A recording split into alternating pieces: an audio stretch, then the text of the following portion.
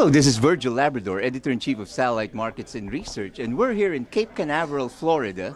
It's November the 24th, 2013, and it's a very historic moment that we're covering here. It's the first commercial launch by SpaceX of an SES-8 satellite. And here to shed some light on that is my old friend and former, partner in business in past lives, Deepak Mathur, who is the Senior Vice President for Asia, Pacific, the Middle East, and data business in Europe. So he covers a very wide swath. So here to enlighten us on this new satellite is Deepak. So Deepak, welcome to this videocast. Thanks very much. Welcome to Cape Canaveral. I think it's such a historic event that we're here to witness. The first private GTO mission, and we've just spent some time listening to Elon Musk, and it's quite inspirational. I think we're all very excited to be here and looking forward to a great and successful launch tomorrow morning. Right. Now, Deepak, this satellite is exclusively for the Asian market, right? Can you tell us what it covers and how many transponders does it have and what applications you're going to be using it for? Right, so SES-8 is a relatively small satellite, and the reason we designed it this way was we needed to be very quick to market. The satellite itself has 33 transponder equivalents, 36 megahertz transponder equivalents, and the reason we brought it very quickly to market was because we urgently needed co-located capacity at one of our key orbital locations at 95 degrees east. 95 degrees east is home to some of the largest DTH platforms in Asia.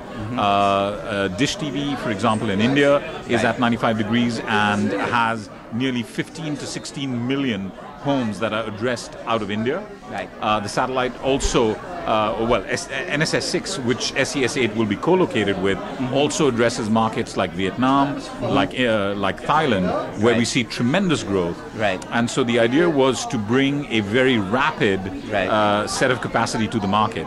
We will be supplementing this with the replacement to NSS-6, which would be, further down the road. SES-9? No, actually that would be NSS-6R, a subsequent satellite that will also be located at 95 degrees east. Right. SES-9 is located at 108.2, which is another major DTH hub or neighborhood that we're building in Asia. So this SES-8 satellite, it's all KU band, right? So it's really for DTH. That's exactly right. Although technically the satellite could be used for a number of applications which include VSAT. For the most part, in our view, the capacity will be utilized for DTH. Over South Asia and over Indochina. Right. Now, I'm sure, since you're trying to get into market very quickly, there must be huge demand for this. So. Yeah, like I said, because this is co-located with NSS-6, there's already a lot of video neighborhood that's built at 95. This is intended to supplement the capacity that we have at 95 and also provide some backup. A lot of the customers that we have now have grown to a point where backup capacity is becoming incredibly important. So this provides supplemental and backup capacity to NSS-6. And again, the idea was speed to market, which will be followed up later with a larger spacecraft. Now, have you pre-sold some of the transponders already? So the answer is yes. A fairly substantial portion of the satellite is already pre-sold. I can't give you an exact number because there are a couple of things that are still pending final approvals. But let's just say that a large part of the satellite has been committed to. Always good when before launch. Exactly. And which is why we really have our fingers crossed for a successful mission tomorrow. Right. Now talk about your future satellites. You've already touched on a bit on NSS-6R. That's right. And then SES-9. Right. So what will SES-9 cover? So SES-9 is a very large satellite that's going to be co-located with SES-7, which is at 108.2. This is another one of our key DTH orbital locations. Between 95 and 108, we have the predominant DTH neighborhoods for SES in Asia Pacific. The satellite will cover Southeast Asia, South Asia, Indochina, and Northeast Asia. But also, very importantly, it will have mobility beams that cover the Indian Ocean. And this is designed really to address all the shipping traffic that goes between Africa and Asia. Right. So it's a combination of capacity that's designed for DTH, but also for data and mobility customers.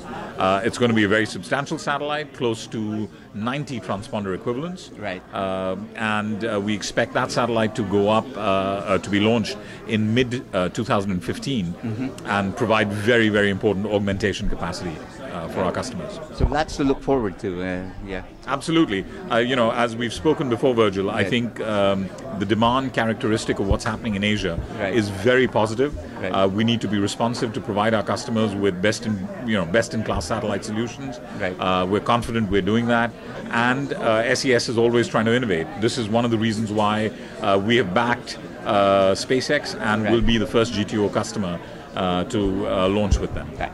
But there's always that, low percentage of, things not working out. But I'm sure this is a satellite, you plan for everyone, so you have backups and stuff. Yeah, I mean, it's obviously difficult to plan for every contingency. Right. We're trying to make sure, one of the great benefits of SES being a 54 satellite company is that we can find innovative ways to address what our customers' requirements are. It's not always the easiest thing. We may not get an optimal solution for our customers, but we will definitely find a solution in the very low probability that something were to go wrong. Right. There's a lot of contingency work that's already planning, etc., that has already gone in. But, fingers crossed, we will have a successful launch. Knock on wood. And here's to success of your 55th satellite. Fantastic. All right. Thank you so much, Virgil. All right. Thank you. And for all the news and information on the global satellite industry, you always have Satellite Markets and Research at www.satellitemarkets.com.